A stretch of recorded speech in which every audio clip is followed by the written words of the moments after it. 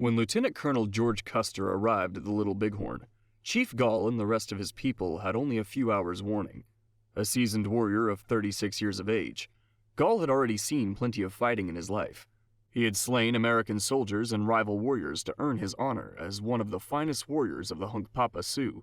Gall's value to his people was so great that Chief Sitting Bull adopted him as a younger brother and counted him among his closest advisors and friends. So, when word of Custer's arrival reached Sitting Bull's camp, Gall was among the first to hear about it. He had no idea that this fight would be different. This was a day he'd been remembering and retelling for the rest of his life. Chief Gall was one of the first Native Americans to ever tell the story of the battle from their point of view, and what he had to say would rewrite the story of the Little Bighorn and Custer's final moments. On the morning of June 25, 1876, Sioux scouts had found ration boxes a few miles from the village which had been dropped by Custer's men.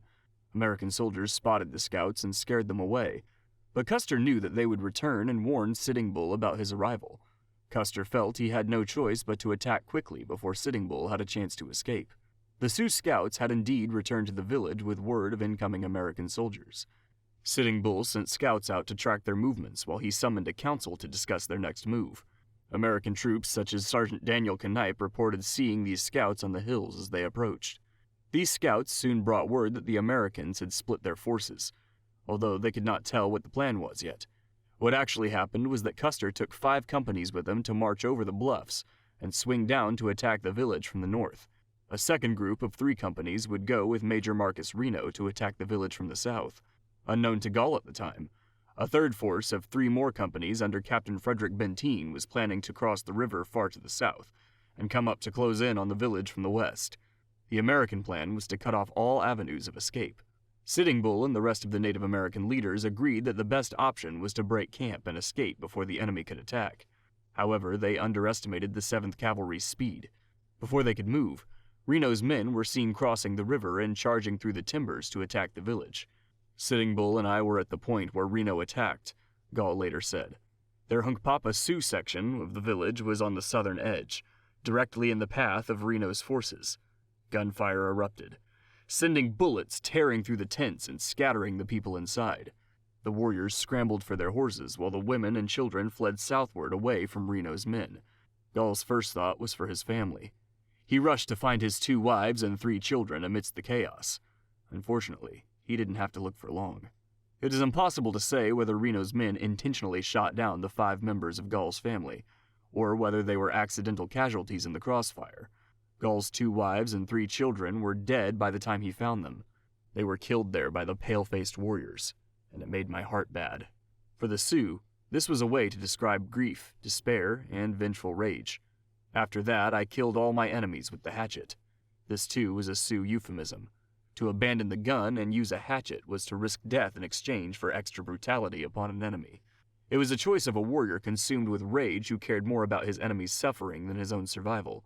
A price the Americans would pay for slaying Gall's family would be astronomical. Reno's had men tied up their horses in the timbers on their flank and advanced on foot within a few hundred feet of the camp. There they'd thrown up a line formation and opened fire into the camp. Gall joined the warriors fighting back against his attack. Although Sitting Bull's name is most famously associated with the battle, he did not actually fight in it. Sitting Bull no longer fought in the battles and remained in camp to make medicine for the men who did. Medicine in this context meant a sort of magic or power that would strengthen the warriors and bring them victory. Instead, it was men like Gall and the Oglala Sioux warrior Crazy Horse who commanded the warriors in combat. The Sioux warriors countered Reno's men with a mix of gunfire and horse charges. It didn't take long for the Americans to realize they were outmatched.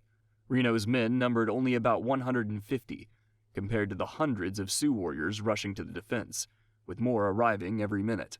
Among Reno's number were a handful of Native American scouts from the Crow and Arikara peoples. They were enemies of the Sioux, so when the Sioux spotted them working with the enemy, they made sure to target them specifically.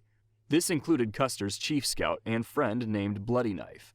Bloody Knife was actually half Arikara and half Hunkpapa Sioux, the same tribe as Gall and Sitting Bull. Gall and Bloody Knife had grown up together and had a deep hatred of each other. Gall had never trusted Bloody Knife because of his half Arikara origins, and Gall's treatment of him eventually caused Bloody Knife to leave the tribe and join the Americans. The 2 men became mortal enemies, with Gall eventually attacking and killing Bloody Knife's brothers and one of his sons. Bloody Knife was mounted on his horse beside Major Reno as the attack unfolded, when he was suddenly shot through the head. Since Gall had no rifle, we know it wasn't him. But one of the other Sioux must surely have recognized him and put down Gall's old enemy for him.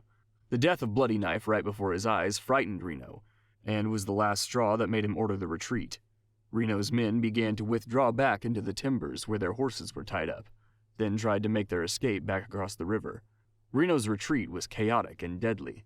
Gall and the other Sioux seized upon their enemy's fear and chased them down, dragging men from their horses to hack them to pieces, or shooting them in the back as they rode for the river. At least 32 Americans fell before the survivors of Reno's forces were able to scramble to safety up the hills on the far side of the river. Gall was eager to pursue them, but the terrified shouts of his fellow Sioux stopped them. The second American force was preparing to attack in the south. If they got into the village, they'd take the women and children, and it would be all over. According to Gall, what happened next was completely different to what people thought. Gall rushed off north with 3 fellow warriors to meet Custer's advance. Here, Gall's account diverges from the accounts of most other native warriors. He claims that he led a small scouting party along the bluffs on the east side of the river to track Custer as he approached the village. In Gall's version of events, he and his scouts stopped on a hill some 600 yards from Custer's men, just watching them and judging their next move. One officer rode out ahead of the rest, scouting out the path ahead with his binoculars. Custer had cut his famous long golden hair shorter for this battle, so it was no surprise that Gall did not recognize the man known to the Sioux as the Longhair. Only later did he realize who he must have been. No one knew, he said later when asked if anyone knew it was Custer on that battlefield. No one knew him from anyone else, and we could not tell him from any other. In Gall's story, Custer became hesitant when he saw the village, and stopped to wait for the rest of his command before continuing. Gall thought this was the moment where Custer realized he had bit off more than he could chew. According to Gall, it was then the Native Americans who attacked him first, charging him as he crossed the bluffs about 3/4 of a mile from the river. According to the chief, it was Gall and his warriors who moved first that day, not Custer. Custer's final battle was not a failed attack, but a failed defense. Other Sioux warriors like Lazy White Bull said that Custer's attack began almost immediately after Reno's men were driven back. The reason Gall didn't think Custer made it to the river was probably because the Cheyenne had fought the Americans back by the time Gall got there. It is unlikely that Gall could have scouted Custer before his attack given the time frame. Gall probably arrived to find Custer's men already forced into a retreat up the hills on the east bank of the river and mistook it for the start of the battle. It was not an organized withdrawal. Lines of American bodies found after the battle paint the story of a chaotic retreat as men fell every few meters. The Americans fought desperately with everything they had. Their Springfield carbines had a habit of jamming under intense use, and Gall saw many men throw down their jammed rifles to draw their revolvers instead. Gall claimed many soldiers ran out of ammo mid-fight, and were easily run down by warriors like him with nothing but hatchets. The Native Americans did everything in their power to sow chaos in the American ranks. Using blankets and great shouting, they frightened loose horses into the American lines, and made the soldiers' mounts bolt in terror. The charging horses frightened the Americans and robbed them of their only chance of escape. It was a slaughter. We took no prisoners, Gall admitted. Our hearts were bad, and we cut and shot them all to pieces. The same fate would soon befall Custer, according to Gall. The truth of what happened wasn't what people had been told. Custer's remaining men were driven back towards the top of the bluffs where they split into at least 2 groups. What remained of C, E, and F companies remained with Custer and his brother Tom as they withdrew towards the peak of what is now known as Custer Hill. Gall did not see Custer's last moments. Unlike so many other warriors from that day, he never claimed to be the one to slay the infamous Longhair. Also, unlike other accounts, Gall believed that Custer's group were not the last men standing. He said that white native warriors pursued Custer's men up the hill. Another group of warriors had overtaken them and quickly encircled them atop Custer Hill where they cut the Americans down in minutes. According to Gall, the actual last stand happened to the southeast of Custer Hill, where a second group under Custer's brother-in-law, Lieutenant James Calhoun with his L Company, and the Irishman Captain Miles Cogue with I Company, had headed after splitting from Custer. Gall insisted that these men were actually the last ones standing. They never broke, but retired step by step, all the way up the hill. When they realized they were surrounded, Calhoun's men dismounted and fought on foot to the last man. Captain Cogue and the remainder of his men apparently tried to link up with Custer by traveling along Battle Ridge between the two hills. But Cogue was shot off his horse en route, and his men were soon overwhelmed. The bodies of his I Company were found piled together nearby, having fought side by side until the bitter end. They fought strong, Gall later said of Custer's men, but it did not save them. The Custer fight didn't last an hour, but the battle itself was far from over. Gall turned his horse southward to finish off Reno and avenge his slain family. After their initial attack, Reno's men had retreated to a hill to the southeast. There they awaited reinforcements from Captain Benteen and the pack train, who arrived around 4 p.m. With the combined force of the 7 remaining companies of the 7th Cavalry, they began their march towards Custer's last known position. But Gall confirmed that Custer's men were already dead by the time Reno and Benteen headed out. After finishing Custer off, the Sioux and Cheyenne rallied to finish the job with Reno. They rode over the bluffs and found the Americans on the move towards them. When the Americans spotted the swarm of enemies shouting and shooting in their direction, they chose to retreat back to their hill and dig in for a defensive fight. Numbering over 400 men, Reno and Benteen's troops established a defensive circle on Reno Hill. For the next several hours, the Native Americans charged and prodded the American troops, but failed to break through their defense before nightfall. Gall and Crazy Horse ordered the warriors not to keep up their attacks through the night, as that would only get people killed. They would keep the Americans awake with sniper shots while the Sioux and Cheyenne warriors rested. Time would do the work for them. They will fall into our hands when the thirst burns in their throats and make them mad for a drink, they told the warriors. Indeed, the water situation on Reno Hill was dire.